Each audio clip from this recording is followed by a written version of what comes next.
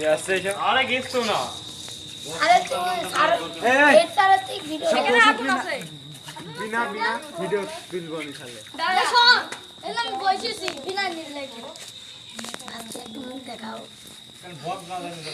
Hello আসসালামু আলাইকুম guys, দেখতে পাচ্ছেন আমাদের নতুন পেঁয়াজ রসুন বিনানি বিনাতে লাগিয়ে দিয়েছি আমাদের ভাইস্তি। আগাতে আমার মানিক গানের পাট দেব মাথা ধরেতে ই কর না এবার তাকাও। আমাদের বড় ভাই